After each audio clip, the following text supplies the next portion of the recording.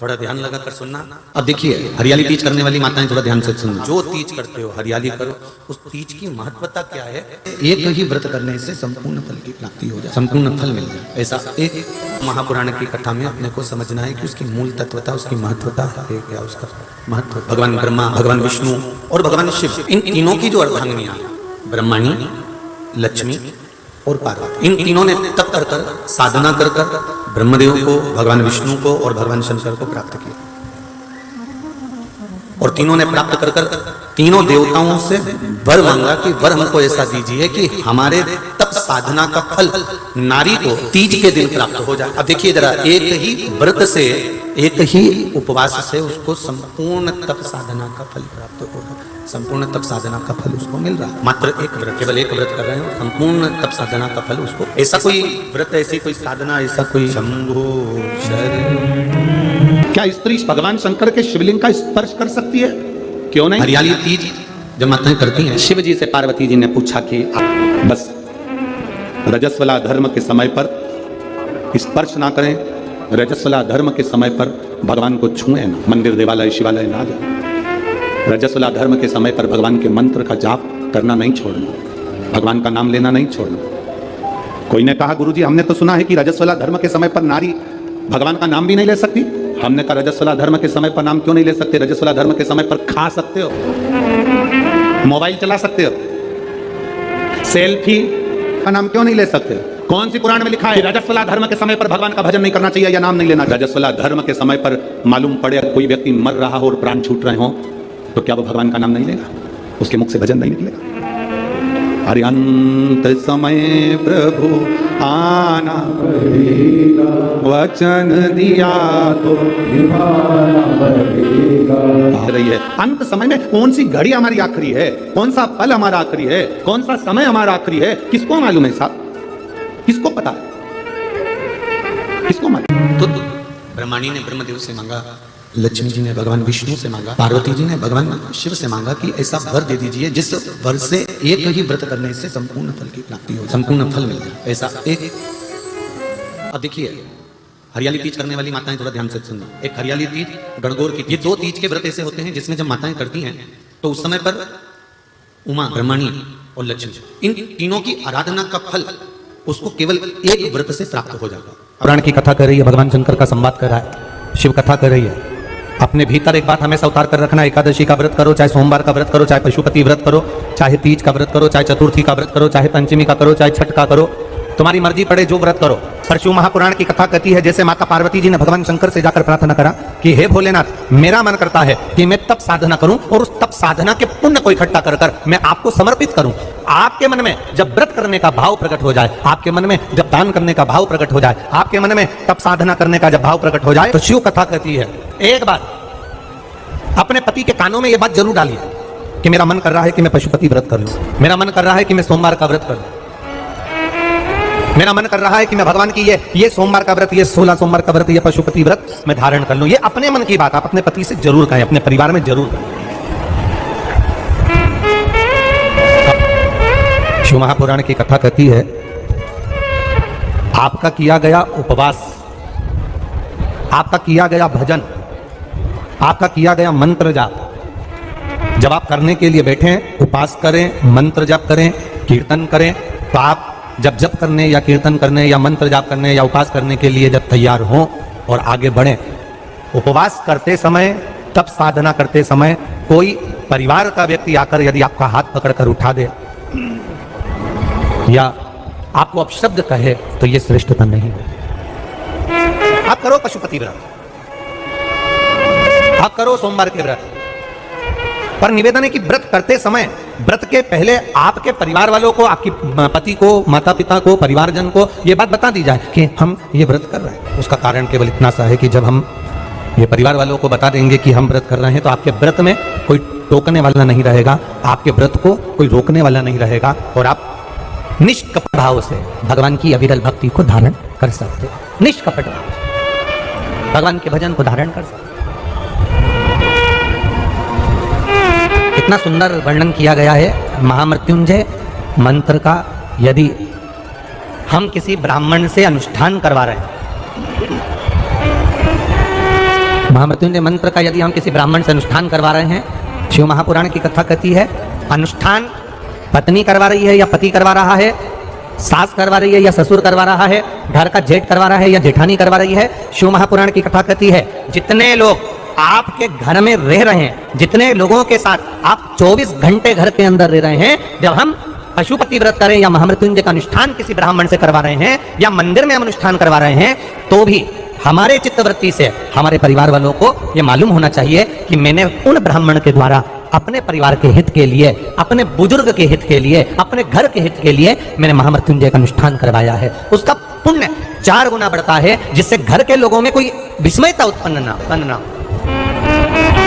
हमारे मन के भीतर कोई भेदभाव उत्पन्न ना हो। और हम तो यहां तक कहेंगे, आप अगर शंकर जी के मंदिर में जा रहे हो, 1 लोटा जल चढ़ा रहे हो, शंकर जी के मंदिर में पहुंचकर 1 लोटा जल समर्पित कर रहे हो, तो भी आपके घर के लोगों को मालूम होना चाहिए कि ये पास वाले शिव मंदिर में गई है, मेरे पास के मंदिर में मेरा घर का बच्चा शंकर जी को जल चढ़ाने गया है, मेरा पति पास के मंदिर में शंकर भगवान को जल समर्पित करने के लिए गया है। ये घर के लोगों को क्या चाहिए कि ये पास के मंदिर में मेरी धर्म पत्नी गई है, पास के मंदिर में मेरे माता पिता गए, पास के मंदिर में मेरे परिवार के लोग हैं। ये आपकी चित्तवृत्ति में और परिवार की चित्तवृत्ति में ये बात रहना चाहिए, छुपा कर नहीं जाना, छुपाकर भगवान के मंदिर में नहीं जाना, छुपाकर पशुपति व्रत नहीं करना। महाराज, शिव महापुराण की कथा वर्णन करती है कि आप भगवान का अगर कोई व्रत, कोई साधना, कोई नियम ले रहे हो, माना आपने कोई व्रत करा, कोई साधना करी, पर घर के लोगों को वो ज्ञात होना चाहिए कि ये मंदिर तक जा रही है, ये पशुपति व्रत कर रही है, आराधना कर रही है। आज माता पार्वती जी ने शिव जी के सम्मुख में ये बात कह दी कि मैं एकांत में जाकर भगवान का तप करना चाहती हूँ और एकांत में बैठकर तप करना चाहती हूँ और उस तप का जो पुण्य है वो आपको देना चाहती हूँ। शंकर भगवान ने तुरंत माता पार्वती जी से कहा, सुनो जगत जननी, सुनो जगदम्बा, आप तप करो, मना नहीं है, आप साधना करो, मना नहीं है, आप आराधना करो, मना नहीं है, और आप सोचो कि आपकी करी गई तप साधना का पुण्य आप मुझे दे दो, तो भगवान तुरंत कहते हैं पार्वती जी मुझे आपके तप साधना का पुण्य नहीं चाहिए, आप अपना पुण्य अपने पास में रखो, हमें आपका पुण्य नहीं। अभी तक जितनी शिव महापुराण की कथा हुई, उस कथा में आज तक ये बात नहीं निकली जो आज आप लोगों के बीच में इस भोपाल नरेला विधानसभा में जो कथा चल रही है, इसमें ये कहना चाह रहे हैं। बड़ा ध्यान लगाकर सुनना। आप अगर 5 महीने तक, 6 महीने तक, 3 महीने तक, 2 महीने तक, 15 दिन, 20 दिन, 1 महीना, 1 साल, 2 साल, 8 साल, 4 साल अगर आपने शंकर भगवान को जल चढ़ाया है, तो शिव महापुराण की कथा यहां तक कहती है कि आपके घर में अगर कोई व्यक्ति बहुत दयनीय स्थिति में पड़ा हुआ है, हॉस्पिटल में पड़ा हुआ है, कोई तकलीफ में पड़ा हुआ है, कोई कष्ट में पड़ा हुआ है, तो आप जब भगवान शिव को जल समर्पित करो तो बाबा से ये विनती कर कर भी जल समर्पित कर सकते हो कि मेरे परिवार का एक व्यक्ति, उसका इस साथ में ये हो गया और वो हॉस्पिटल में पड़ा, उसका नाम ये है, गोत्र ये है। बाबा, हमने जो तप साधना करी है, हमने जो इतने महीने तक आपको जल समर्पित करा है, हमने जो बेलपत्र समर्पित करी है, मेरे बाबा आज स्वीकार करना, और जो हॉस्पिटल में पड़ा है, जो कर्जे में लदालूम पड़ा है, जो तकलीफ भोग रहा है, ऐसी कृपा करना बाबा कि मेरे 2 महीने जो मैंने जल चढ़ाया है, उस चढ़ाए गए जल का पुण्य मैं उसके खाते में देती हूँ और उसको ठीक कर देना। ये पुण्य का। भारत की भूमि पर कई माता में मेहंदियां लगाती हैं, चूड़ियां पहनती हैं, सुंदर चुनरी पहनती हैं, माप करती हैं, माता का आराधना करती हैं। उसका कारण केवल इतना सा है, तो होता है कि चंचुला देवी जब 14 दिन तक शंकर और पार्वती अपने गुफा में से बाहर नहीं निकले शिव महापुराण के यजमान बनने के लिए, तब माता चंचुला देवी ने हाथ जोड़कर मां जगतजननी जगदम्बा को सुंदर वस्त्र, सुंदर चूड़ियां, सुंदर आभूषण माता के चरणों में ले जाकर समर्पित करे थे और कहा, मां इन चूड़ियों को जो मैं दे रही हूं, ये लाल चूड़ी, ये लाल श्रृंगार, ये लाल वस्त्र, जो लाल चूनर जो मैं प्रदान कर रही हूं, मां बस ऐसी कृपा कर दे कि तू इन चूनर को धारण करे और मेरा भी सौभाग्य, मेरा भी सुहाग अमर कर दे। क्यों चढ़ाया जाता है? क्योंकि भगवान शंकर की सबसे छोटी लड़की जो है वो सुख सुंदरी है, और ये जो छोटी लड़की है सुख सुंदरी, ये नारी को अखंड सौभाग्यता का वर प्रदान करती है। कौन सी नारी, किस नारी को अखंड सौभाग्यता देती है? तो महाराज शास्त्र कहता है, जिस नारी के भाग्य में लिखा होता है कि इसको वैधव्य होना है, इसके पति को समाप्त होना है, अगर वो नारी अशोक सुंदरी वाली जगह पर जल चढ़ा देती है, तो पति पर अगर काल भी मंडरा रहा होता है तो माँ अशोक सुंदरी महाकाल से कहकर काल को टाल देती है। वो अशोक सुंदरी का श्री शिव चालीसा। जय गणेश गिरिजा शुभन मंगल मूल सुजान, कहति अयोध्या दासी तुम देहु अभय बलिदान। जय गिरिजापति दीन दयाला, सदा करति संतन प्रतिपाला। भाले चंद्रमा सोहतनी के, कानन कुंडल नागी फनी के।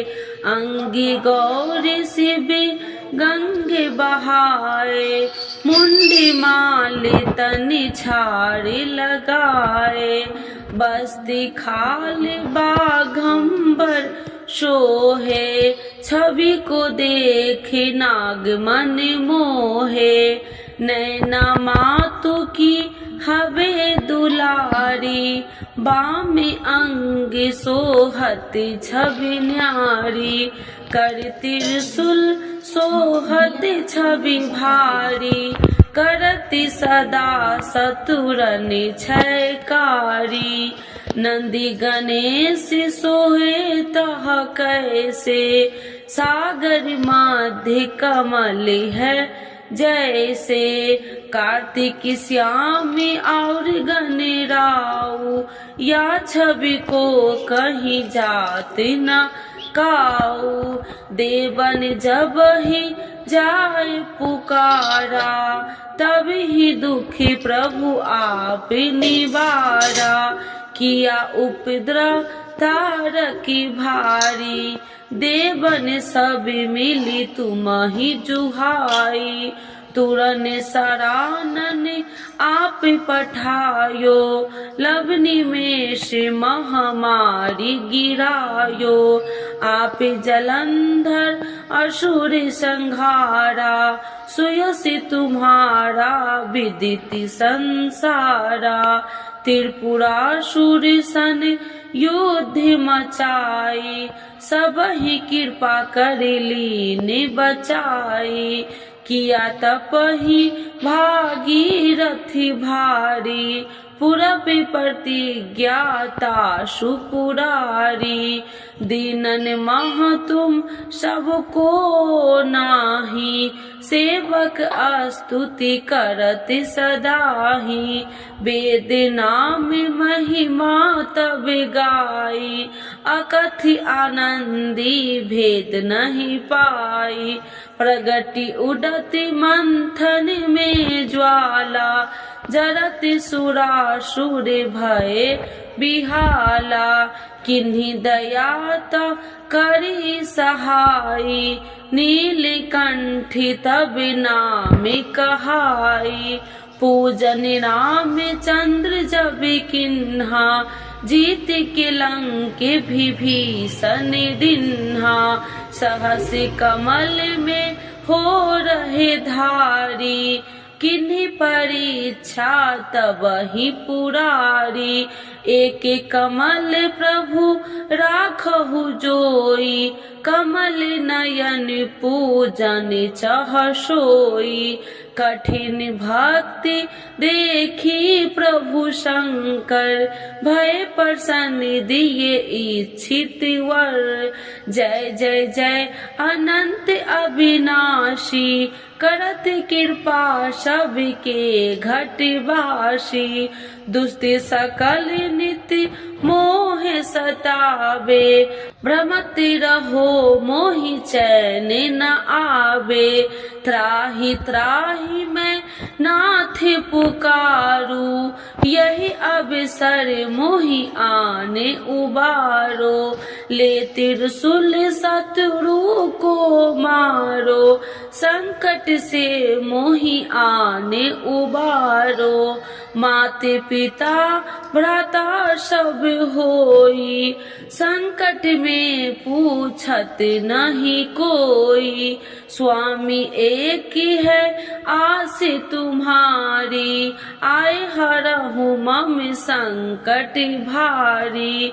धन निर्धन को देते सदा ही, जो कोई जाचे सो फल पाही। स्तुति कहे विधि करे तुम्हारी, क्षमहु नाथ अब चूकी हमारी। शंकर हो संकट के नाशन, मंगल करन विघ्न विनाशन। योगी अति मुनि ध्यान लगावे, सारद नारद शीस नवावे। नमो नमो जय नमः शिवाय, सुर ब्रह्मादिक पार न पाए।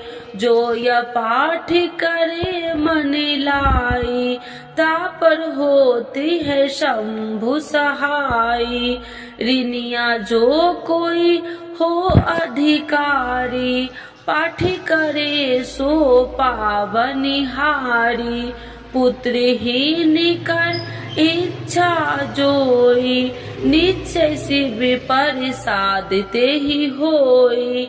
पंडित तिरोदशी को लावे, ध्यान पूर्वक होम करावे।